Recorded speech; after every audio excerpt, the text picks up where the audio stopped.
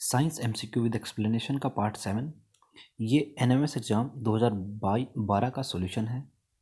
दिल्ली में होने वाला जो एनएमएस एग्ज़ाम है वो इस बार 20 मार्च 2022 को होगा। इस एग्ज़ाम में साइंस का जो पार्ट है वो 35 मार्क्स का आता है। अगर आप हमारे इस चैनल की एक्सप्लेनेशन वीडियोस पार्ट 1 से पार्ट 5 तक देख लेते हैं तो आप इजीली उसके अंदर 30+ स्कोर कर लेंगे। अगर आपके पास एक्स्ट्रा टाइम है तो आप बाकी के पार्ट्स भी देख सकते हैं। मैं इस सीरीज़ के टोटल 8 पार्ट बनाने की कोशिश करूँगा, जिसके आपको सभी के जो लिंक हैं वो डिस्क्रिप्शन में मिल जाएंगे। चलिए स्टार्ट करते हैं। सबसे पहला क्वेश्चन है, ये 2012 में आए हुए क्वेश्चन है सारे के सारे। Shifting of a door handle from the edge of the door towards the hinge makes it harder to open the door because.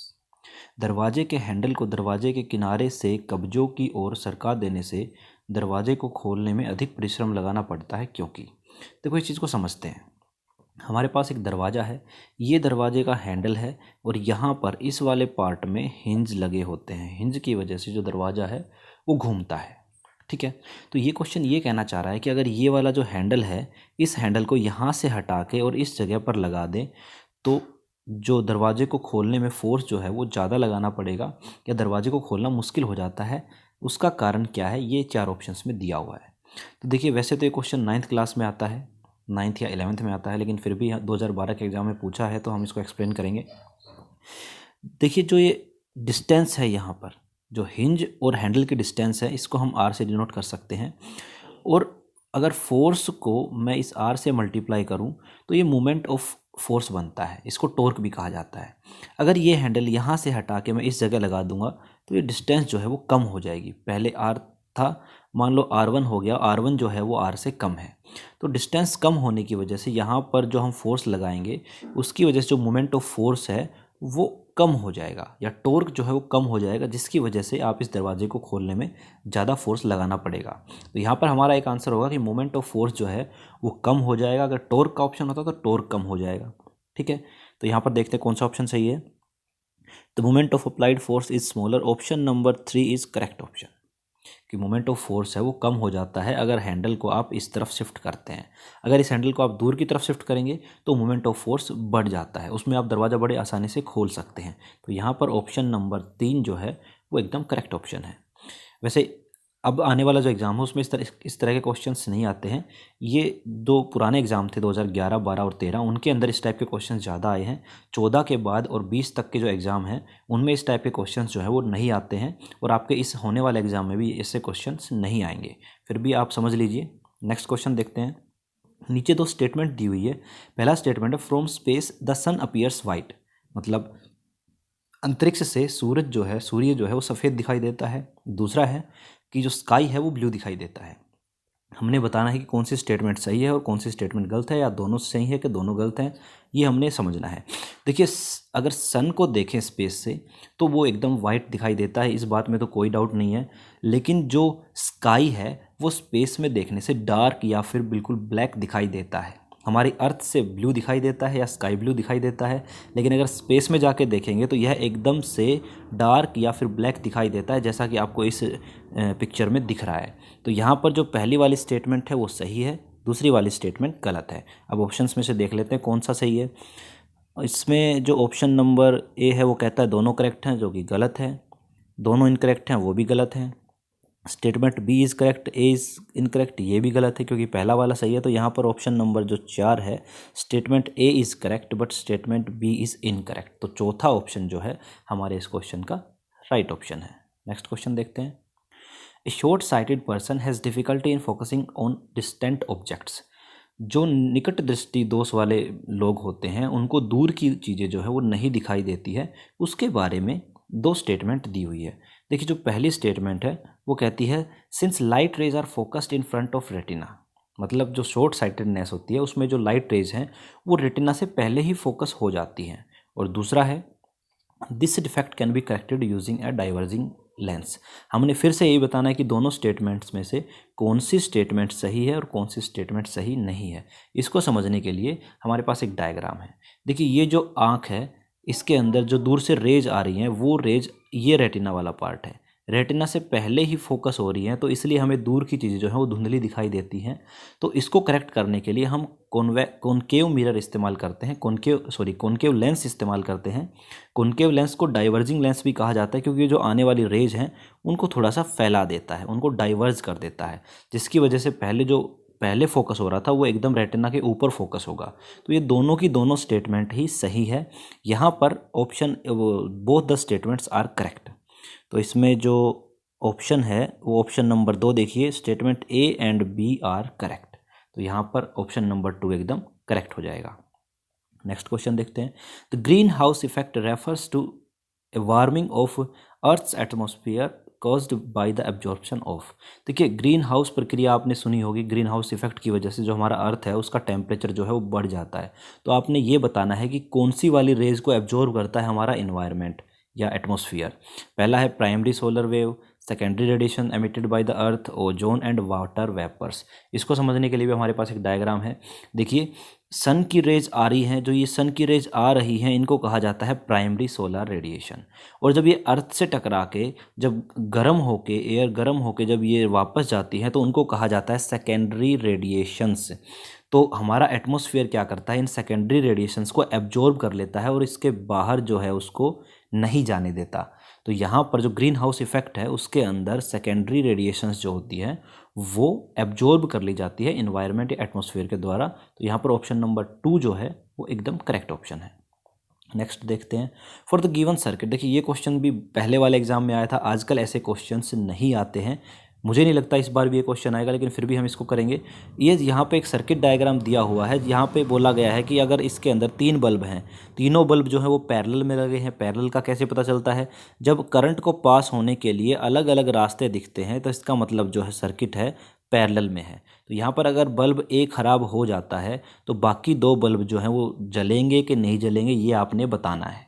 तो पैरेलल कॉम्बिनेशन का क्या रूल होता है, देखिए आपके घरों में जितने भी इंस्ट्रूमेंट लगते हैं वो सारे के सारे पैरेलल में लगते हैं। अगर घर में एक बल्ब ख़राब हो जाता है तो क्या दूसरे वाले जो बल्ब या अप्लाइंसेज होते हैं वो चलना बंद कर देते हैं? उसका जवाब है नहीं, क्योंकि पैरेलल कॉम्बिनेशन में ऐसा कुछ भी नहीं होता है। तो यहाँ पर अगर ए बल्ब फ्यूज हो गया तो करंट को पास होने के लिए बाकी रास्ते हैं, तो बी भी जलेगा और सी भी जलेगा। ठीक है, तो यहाँ पर जो करेक्ट ऑप्शन है वो है option number 3, both bulbs B and C will glow. क्योंकि पैरेलल कॉम्बिनेशन में ए के ख़राब होने से कोई फ़र्क नहीं पड़ता बी और सी पे। मान लो बी भी ख़राब हो जाएगा तब भी सी जो है वो जलेगा। ठीक है, आपके घरों में भी जितने भी अप्लाइंसेस लगे होते हैं, बल्ब वगैरह, पंखे, कूलर, सभी के सभी पैरेलल्स में ही जोड़े जाते हैं। नेक्स्ट क्वेश्चन है, ये क्वेश्चन भी 9th क्लास का है और ये भी आपके पेपर में आने के चांसेस बहुत कम है। A car's distance time graph is shown below between 3 and 5 minutes. देखिए एक ग्राफ दिया हुआ है, 1 से 3 मिनट का बीच के ग्राफ तो ये है, जिसके अंदर एक सीधी सीधी लाइन जा रही है जो एक इंक्रीजिंग साइड में दिखाई दे रही है। वहीं 3 से 5 के अंदर जो लाइन दिखाई दे रही है वो एकदम कांस्टेंट दिखाई दे रही है। इस लाइन का मतलब क्या है, इस लाइन का मतलब ये है कि टाइम तो बदल रहा है। देखिए 3 से 5 मिनट हो गया, लेकिन जो डिस्टेंस है, मान लीजिए ये डिस्टेंस 5 मीटर है, तो वो चीज़ अभी भी 5 मीटर पर है, यहाँ पर भी 5 मीटर पर है और यहाँ पर भी 5 मीटर पर है। मतलब उसकी डिस्टेंस जो है वो चेंज नहीं हो रही है। और अगर आप ये अच्छे से जानते हो, अगर कोई चीज़ लगातार, मान लो हम मेरे घर में एक सोफ़ा पड़ा हुआ है और मैं नोट कर रहा हूँ कि पिछले 10 मिनट में वो सोफ़ा किस पोजीशन पे है, वो शुरू से ही मान लो 5 मीटर पर है, 5 मीटर पर है, 5 मीटर पर है, मतलब वो अपनी जगह से खिसक ही नहीं रहा। इसका मतलब वो स्थिर है, स्टेशनरी है। तो यहाँ पर ऑप्शन नंबर ए जो है वो करेक्ट आएगा। ऐसा कोई भी ग्राफ जिसके अंदर ये चीज़ होती है कि भाई डिस्टेंस बदल ही नहीं रही, टाइम बदल रहा है, इसका मतलब वो जो चीज़ है या जो कार के बारे में पूछा है वो स्टेशनरी है, स्थिर है। तो ऑप्शन नंबर ए यहाँ पर करेक्ट है। Next question, which of the following can sound travel through. ये पिछली वीडियो में भी सवाल आया था, ये सवाल बिल्कुल पेपर में आ सकता है क्योंकि ये करंटली हमारे सिलेबस में है। देखिए साउंड जो है वो सॉलिड्स में भी ट्रैवल कर सकती है, लिक्विड्स में भी ट्रैवल कर सकती है, गैसेस में भी ट्रैवल कर सकती है, लेकिन जो वैक्यूम होता है, जो निर्वात होता है, वहाँ पर ट्रैवल नहीं कर सकती। साउंड को ट्रैवल करने के लिए किसी मीडियम की ज़रूरत होती है। वो मीडियम गैस हो सकता है, द्रव हो सकता है, ठोस हो सकता है, लेकिन निर्वात के अंदर कोई मीडियम नहीं होता। तो इनमें जो ऑप्शन ए, सी और डी है उनमें ट्रैवल कर सकती है। यहाँ पर तीसरा जो ऑप्शन है वो कहता है ए, सी एंड डी। तो यहाँ पर ऑप्शन नंबर 3 जो है वो एकदम करेक्ट हो जाएगा। ठीक है। अगर पेपर में ये पूछ ले कि किस में फास्ट ट्रैवल करती है, किस में स्लो ट्रैवल करती है, तो मैं आपको यहाँ पे ये भी बता दूँ, सॉलिड्स में सबसे फास्ट ट्रैवल करती है, लिक्विड्स में उससे थोड़ा सा कम, और गैसेज में सबसे कम। ठीक है, सबसे ज़्यादा सॉलिड में ट्रैवल करती है साउंड। ये आपको सुनने में थोड़ा अजीब लग रहा होगा, लेकिन 9th क्लास में आप इसको पढ़ेंगे। नेक्स्ट क्वेश्चन फिर से ग्राफ का है, ये भी 9th क्लास का क्वेश्चन है। Which of the following graph shows uniform and non zero acceleration. मतलब इनमें से कौन सा ग्राफ ये बताता है कि यूनिफॉर्म एक्सेलरेशन है, नॉन जीरो एक्सेलरेशन है। ये चीज़ आपने बतानी है। ये भी 9th क्लास का है, और इसके अंदर जो चौथा ऑप्शन है वो करेक्ट ऑप्शन है, बाकी सारे ऑप्शंस करेक्ट नहीं है। देखिए पहला ऑप्शन तो क्या है, वेलोसिटी चेंज नहीं हो रही है टाइम के साथ। जब वेलोसिटी चेंज नहीं होगी तो यहाँ पर एक्सेलरेशन जो है वो जीरो हो जाएगा। यहाँ पर चेंज तो हो रहा है लेकिन यूनिफॉर्म नहीं है, कर्व बन रही है। सेम यहाँ पर भी कर्व बन रही है, और जहाँ कर्व बनती है वहाँ पर यूनिफॉर्म नहीं होता है। हमने बोला यूनिफॉर्म होना चाहिए। यूनिफॉर्म का मतलब जब जितना टाइम बढ़े उसके हिसाब से उतना ही वेलोसिटी भी बढ़े, तब उसको कहा जाता है कि यूनिफॉर्म है। ठीक है, तो यहाँ पर एक सीधी स्ट्रेट लाइन जो है, जो इंक्रीजिंग साइड में जा रही है, ये बताती है कि जो एक्सेलरेशन है वो यूनिफॉर्म है और नॉन जीरो है। ठीक है, तो ऑप्शन नंबर 4 करेक्ट ऑप्शन है। नेक्स्ट क्वेश्चन देखते हैं। Which of the following is used for storing electric charge. Electric charge को स्टोर करने के लिए किस डिवाइस का, किस अप्लायंस का इस्तेमाल किया जाता है। यहाँ पर बड़ा कन्फ्यूजन होता है। कुछ लोग कहते हैं कि बैटरी जो है वो चार्ज को स्टोर करती है, जो कि एकदम गलत है। देखिए बैटरी का काम होता है केमिकल रिएक्शंस से चार्जेस क्रिएट या कन्वर्ट करना, आयंस बनाना। ठीक है, उन आयंस को फ्लो कराता है पोटेंशियल डिफरेंस की वजह से, क्योंकि बैटरी के दो टर्मिनल होते हैं, एक के ऊपर पॉजिटिव पोटेंशियल, दूसरे के ऊपर नेगेटिव पोटेंशियल। तो चार्ज स्टोर करने का काम नहीं करती है बैटरी। ठीक है, लेकिन जो कैपेसिटर होता है, जिसको कंडेंसर भी कहा जाता है, ये चार्ज को स्टोर करने का डिवाइस है। आपने अक्सर पंखे या कूलर के अंदर एक सेल जैसी कोई चीज़ लगी हुई देखी होगी, उसी को कहा जाता है कैपेसिटर। वो अपने अंदर चार्ज को स्टोर करता है, और इनिशियल स्टेज में जब पंखे या कूलर की मोटर घूमती है तो उसको एकदम से धक्का लगाता है ताकि वो घूम पाए, उसके बाद उसका कोई काम नहीं होता। तो कैपेसिटर जो है वो चार्ज को स्टोर करने का काम करता है। ऑप्शन नंबर 2 यहाँ पर करेक्ट है। नेक्स्ट, द बॉइलिंग पेंट गलत लिखा हुआ है, बॉइलिंग पॉइंट होगा ये। The boiling point of water inside a pressure cooker with weight is. देखिए प्रेशर कुकर में क्या होता है, प्रेशर कुकर में प्रेशर ज़्यादा होता है, और प्रेशर ज़्यादा होने की वजह से जो बॉइलिंग पॉइंट होता है वो इंक्रीज हो जाता है। नॉर्मली अगर आप बिना प्रेशर कुकर के उबालते हैं पानी को, तो 100 डिग्री सेल्सियस पर बॉईल होना स्टार्ट हो जाता है, ये नॉर्मल है। लेकिन प्रेशर कुकर में जब प्रेशर बढ़ता है तो जो बॉइलिंग पॉइंट है वो भी इंक्रीज हो जाता है, मतलब वो 100 से ज़्यादा चला जाएगा। इन चारों ऑप्शंस में ऑप्शन नंबर 4 कहता है कि 100 से ज़्यादा है, और बॉइलिंग पॉइंट ज़्यादा होने की वजह से ही जो खाना है कुकर के अंदर वो जल्दी पक जाता है। एक अंदाजे के हिसाब से बॉइलिंग पॉइंट जो है कुकर के अंदर पानी का, वो लगभग 121 डिग्री सेल्सियस के आसपास होता है। नेक्स्ट क्वेश्चन देखते हैं। The velocity of the moving object is changing uniformly. अब ये क्वेश्चन भी जो है आपके फ़िलहाल आउट ऑफ सिलेबस है, लेकिन फिर भी हम बता देते हैं। देखिए वेलोसिटी और काइनेटिक एनर्जी का क्या रिलेशन होता है। काइनेटिक एनर्जी जो होती है वो होती है ½ mv², मतलब वेलोसिटी के स्क्वायर के प्रोपोर्शनल होती है। और जब कभी भी कोई चीज़ ऐसे स्क्वायर के प्रोपोर्शनल होती है तो उसका जो ग्राफ है वो एकदम कर्व जैसा आता है, जैसे कि इस तरह का ग्राफ बनता है कर्व वाला। इसमें देखिए ये स्ट्रेट लाइन है तो ये नहीं होगा, ये स्ट्रेट लाइन है ये भी नहीं होगा, ये भी नहीं होगा। केवल एक ग्राफ यहाँ पर कर्व वाला दिखाया हुआ है। जब भी किसी की पावर में 2 हो 3 हो तो ये हमेशा कर्व वाला ग्राफ बनता है। यहाँ पर ऑप्शन नंबर 3 जो है वो करेक्ट है, लेकिन ये क्वेश्चन भी आपके आउट ऑफ सिलेबस है, पेपर में नहीं आएगा। अब आगे जो क्वेश्चंस आएंगे लगभग सारे इंपॉर्टेंट है, और ये आपके पेपर में आ सकते हैं और हर बार आते हैं। Combustion is a reaction in which substance reacts with. देखिए दहन जो अभिक्रिया होती है उसमें कोई सब्सटेंस किसके साथ रिएक्शन करता है, ये आपसे पूछा है। तो बहुत सिंपल सी चीज़ है, बिना ऑक्सीजन के कोई चीज़ नहीं जलती है, ये आपने सुना होगा। जब तक किसी चीज़ को ऑक्सीजन नहीं मिलेगी पर्याप्त मात्रा में तब तक वो चीज़ नहीं जलती है। और जलने का मतलब ही होता है कंबशन रिएक्शन, और इसका मतलब ये होता है कि जब कोई चीज़ ऑक्सीजन के साथ रिएक्शन करती है तो हम कहते हैं कि ये जो है कंबशन रिएक्शन हुई है। यहाँ पर ऑप्शन नंबर 3 जो है वो एकदम करेक्ट है। नेक्स्ट है oxides of non metals are. ये पिछली वीडियो में भी आया था, और ये हर बार एक क्वेश्चन इस टाइप का पूछा जाता है। देखिए जो मेटल के ऑक्साइड होते हैं वो नॉर्मली नॉर्मली जो मेटल्स के ऑक्साइड होते हैं वो बेसिक नेचर के होते हैं, लेकिन कुछ ऐसे मेटल के ऑक्साइड होते हैं जो एसिडिक नेचर के भी होते हैं। लेकिन यहाँ पर आप देखिए बेसिक और एसिडिक ही ऑप्शन है, ए और बी ऑप्शन नहीं है। तो कुछ जो है वो न्यूट्रल की तरह भी काम करते हैं। तो यहाँ पर हम कह सकते हैं कि ऑल ऑफ द अबाउ जो ऑप्शन है वो एकदम करेक्ट ऑप्शन है। अगर ऑप्शन में ये होता कि ऑप्शन 1 एंड ऑप्शन 2 बोथ, तब हम उसके ऊपर क्लिक करते, ठीक है। लेकिन यहाँ पर हमारे पास कोई और सूटेबल ऑप्शन नहीं है, तो हम इसको ऑल ऑफ द अबाउ ही करेंगे। नॉर्मली नॉन मेटल्स के जो, सॉरी यहाँ पर एक छोटी सी गड़बड़ हो गई है।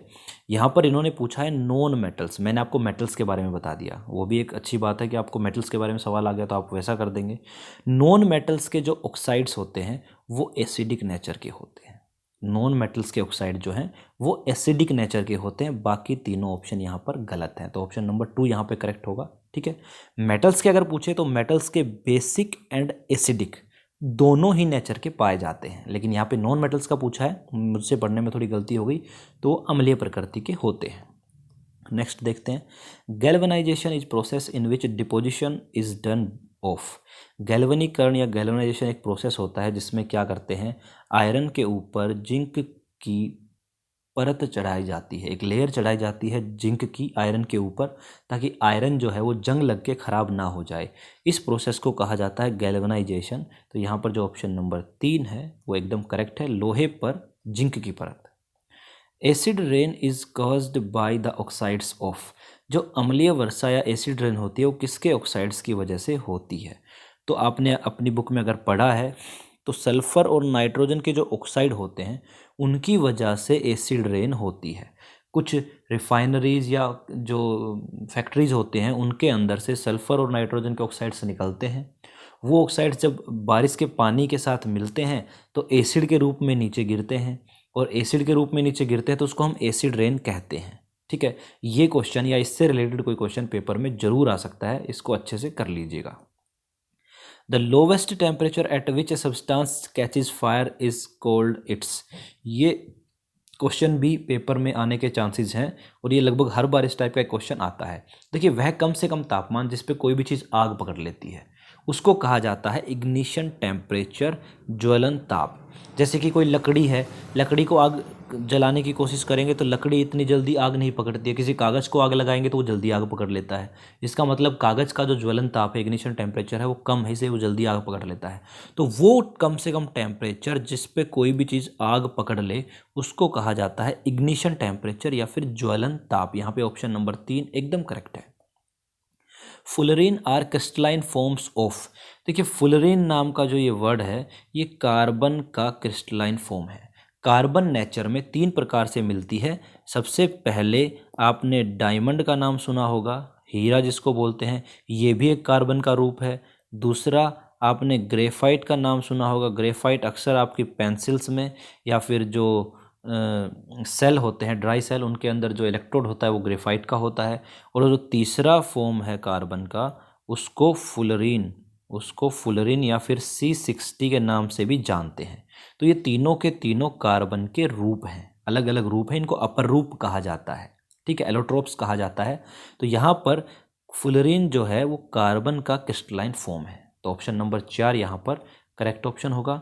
नेक्स्ट है, the property of malleability is not shown by. Malleability या आघात वर्धनता प्रॉपर्टी किसमें नहीं पाई जाती। अब ये मेलेबिलिटी क्या होती है, देखिए मेटल्स में पाई जाती है, और प्रॉपर्टी ऐसे काम करती है कि अगर किसी मेटल को पीटा जाए, हथौड़े से पीटा जाए, गर्म करके पीटा जाए, तो उसकी पतली पतली चद्दरें बनाई जा सकती है, और ये केवल मेटल्स के केस में हो सकता है। यहाँ पर आयरन एक मेटल है, एल्यूमिनियम एक मेटल है, सिल्वर एक मेटल है, लेकिन जो ग्रेफाइट है अभी हमने बताया कार्बन का एक रूप होता है, और कार्बन एक नॉन मेटल है। तो यहाँ पर ऑप्शन नंबर 2 जो है वो हमारा करेक्ट है, क्योंकि ग्रेफाइट को अगर हम पीटेंगे तो वो बिखर जाएगी, क्योंकि वो भंगुर होती है, टुकड़ों में टूट जाती है, उसकी जो सीट्स हैं वो नहीं बनाई जा सकती। तो ऑप्शन नंबर 2 यहाँ पर करेक्ट होगा, क्योंकि ग्रेफाइट एक कार्बन का रूप है। नेक्स्ट है, आइसोबार्स हैव द सेम। देखिए, आइसोबार्स जो होते हैं उनका मास नंबर सेम होता है, द्रव्यमान संख्या या फिर जो मास नंबर है वो सेम होता है। इसी तरह से होते हैं आइसोटोप्स।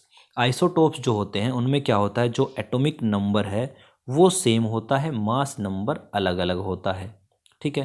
लेकिन हमसे पूछा है आइसोबार्स, इस चीज़ को ध्यान रखिएगा।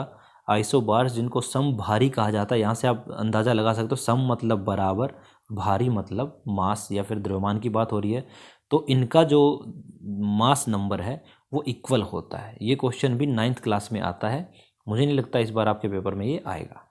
नेक्स्ट है the main constituent of biogas is. Biogas का मुख्य अवयव क्या होता है, बायोगैस के अंदर मेनली क्या प्रेजेंट होता है।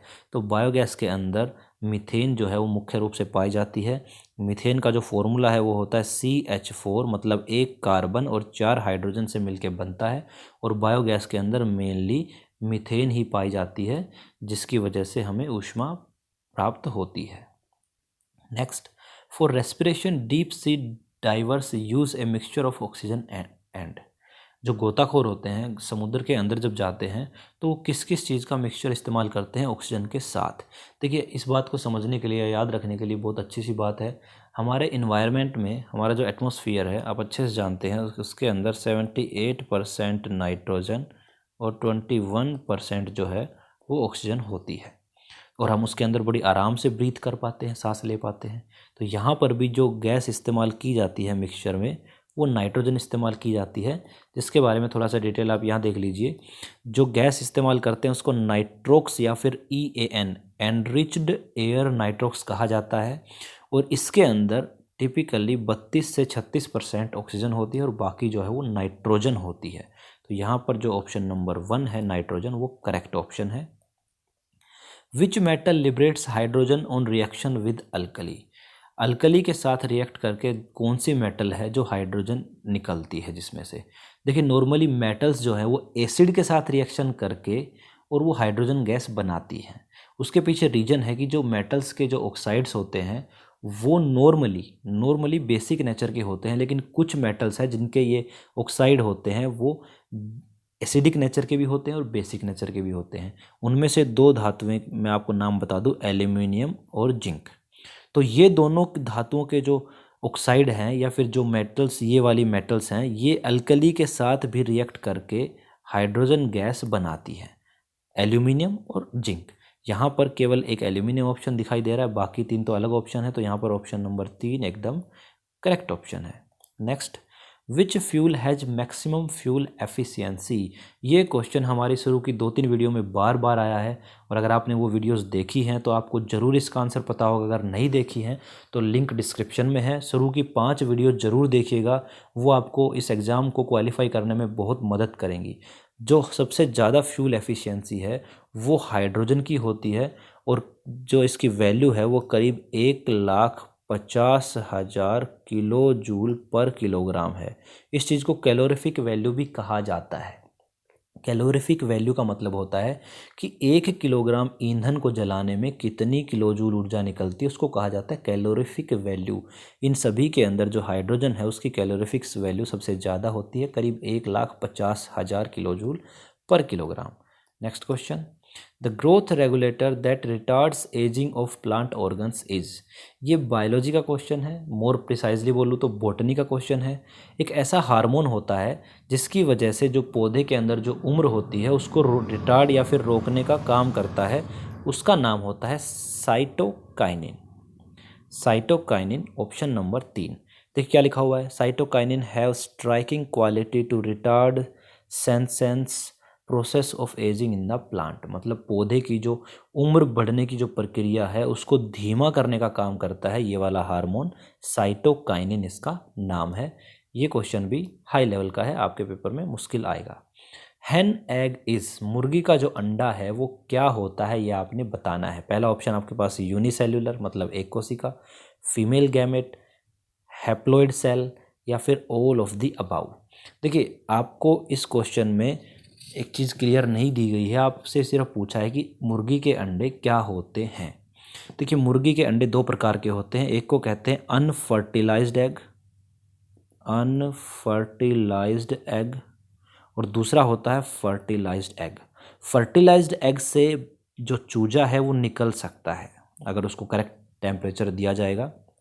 अनफर्टिलाइज्ड एग से चूजा नहीं निकल सकता, क्योंकि अनफर्टिलाइज्ड एग के अंदर जो मुर्गे का जो स्पर्म होता है या फिर जो मेल गैमेट होता है वो उसके साथ मिलता ही नहीं है। ठीक है, तो यहाँ पर ऐसा कुछ भी मेंशन नहीं है। तो इन सभी ऑप्शंस में से, क्योंकि यूनिसेल्युलर भी होता है एक एग, फीमेल गैमेट हो सकता है अगर वो अनफर्टिलाइज है, तो हैप्लॉइड सेल भी होगा अगर वो अनफर्टिलाइज है तो यहाँ पर option number 4 all of the above choose करना सबसे बेहतर विकल्प है। अगर यहाँ पे लिखा होता कि भाई एग फर्टिलाइज है या अनफर्टिलाइज है, फिर हम अपने ऑप्शंस जो है वो बदल सकते थे। अगर वो बोलता कि एग फर्टिलाइज्ड है तो हमारा ऑप्शन नंबर ए करेक्ट होता कि यूनिसेल्युलर। ठीक है, अगर बोलता कि फर्टिलाइज्ड एग है तो फिर हमारे अनफर्टिलाइज है, तो ये दोनों के दोनों ऑप्शंस भी साथ में आ जाते। लेकिन यहाँ पे कुछ भी मेंशन नहीं है, तो आप ऑप्शन नंबर 4 सेलेक्ट कीजिए, वो एकदम करेक्ट होगा। Which of the following are kharif crops?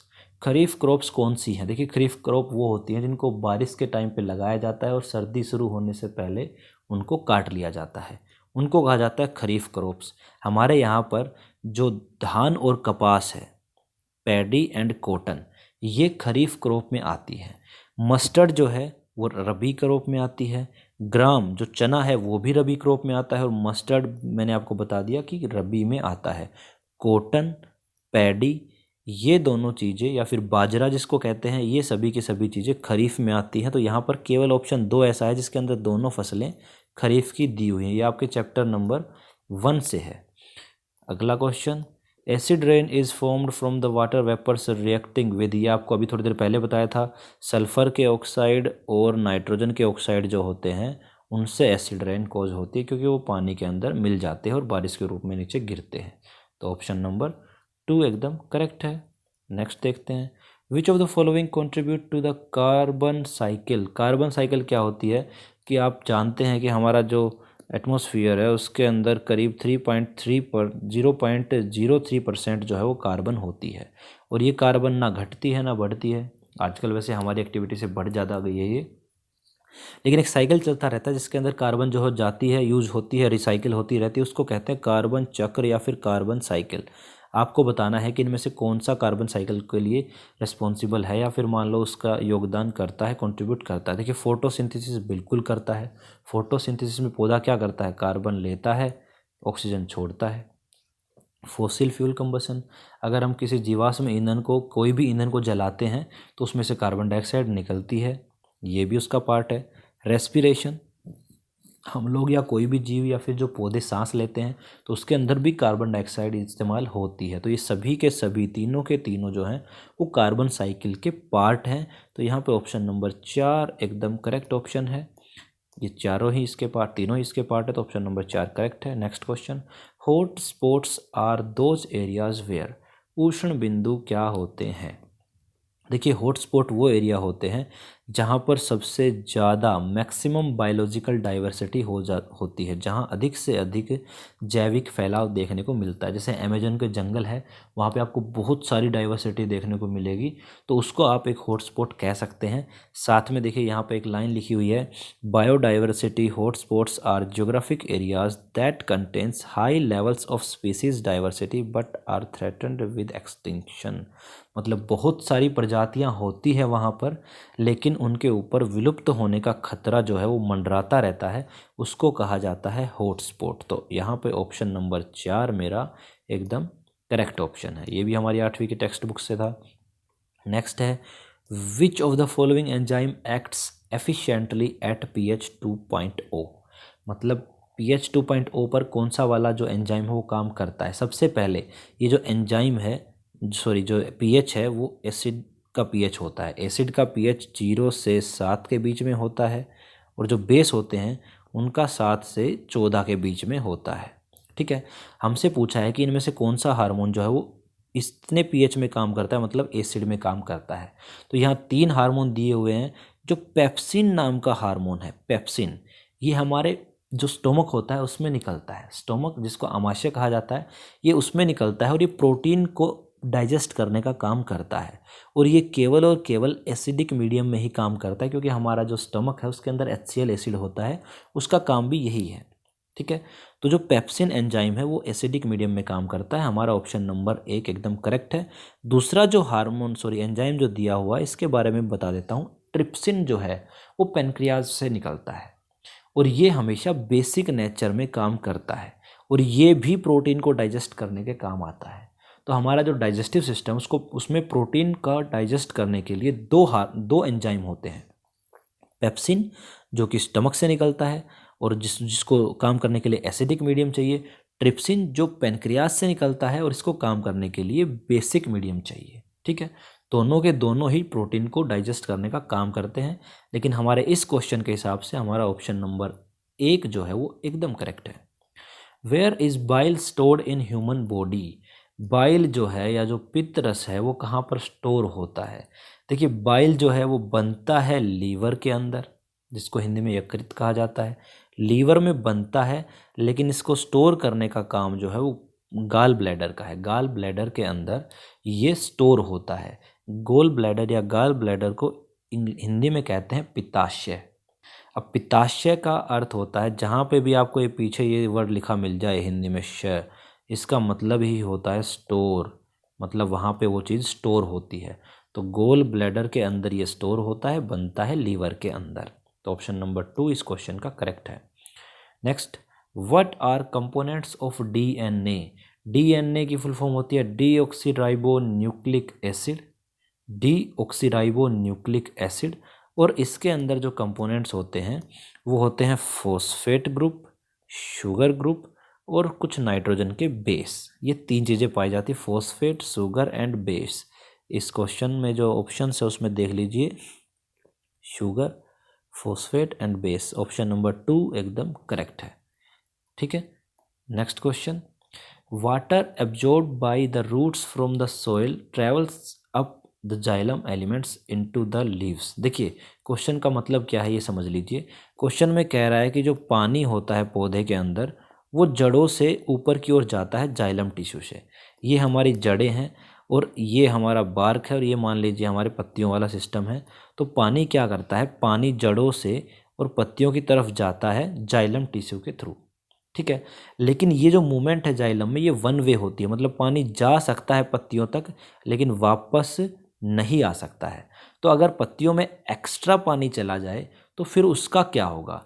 तो वो पानी क्या होता है, वो पानी स्टोमेटा के थ्रू वाष्प बन के, वेपर बन के वहाँ से उड़ जाता है। और ये जो प्रोसेस है पत्तियों से वाष्प या फिर वेपर बन के पानी का उड़ जाना, इसको कहा जाता है ट्रांसपिरेशन। हिंदी में इसको कहते हैं वाष्पोत्सर्जन। ये थोड़ा सा कुछ मिस्टेक लिखा हुआ है, वाष्पोत्सर्जन या फिर ट्रांसपिरेशन होता है ये। मतलब एक्सेसिव वाटर पत्तियों से स्टोमेटा के थ्रू वेपर्स के रूप में निकल जाना, उसको कहते हैं ट्रांसपिरेशन। तो यहाँ पर ऑप्शन नंबर जो 3 है वो एकदम करेक्ट है। Next, name the process by which 2 bacteria exchange genetic information with each other through a direct contact cell to cell. ये क्वेश्चन भी थोड़ा हाई लेवल का है, आपसे पूछा नहीं जाएगा क्योंकि आपके सिलेबस में नहीं है। इसमें क्या होता है, 2 बैक्टीरिया आपस में एक दूसरे के कॉन्टैक्ट में आके जेनेटिक इन्फॉर्मेशन शेयर करते हैं। उस जो प्रोसेस है उसको कहते हैं कंजुगेशन। कंजुगेशन मतलब ऑप्शन नंबर 3। और होता क्या है, देखिए मान लीजिए 2 बैक्टीरिया हैं, आपस में कांटेक्ट करके एक दूसरे से जो जेनेटिक इन्फॉर्मेशन वो शेयर करते हैं। तो जो बैक्टीरिया इन्फॉर्मेशन देता है उसको कहा जाता है डोनर और जो लेता है उसको कहा जाता है रेसिपिएंट। ठीक है, रिसीव करने वाला रेसिपिएंट और जो डोनेट करने वाला है उसको डोनर कहा जाता है इन्फॉर्मेशन देने को। ये जो पूरा प्रोसेस है इसको कहते हैं कंजुगेशन। ठीक है, ये भी थोड़ा हाई लेवल का क्वेश्चन है जो आपके सिलेबस में नहीं है। यहाँ पे हमारे सारे क्वेश्चंस ख़त्म होते हैं। मैं आपको फिर से याद दिला दूँ, इस बार जो आपका टेस्ट है दिल्ली एनएमएमएस का, national means cum merit scholarship का, ये 20 मार्च 2022 को है। इस दिन संडे है। इस पेपर के अंदर 35 क्वेश्चंस साइंस के आते हैं।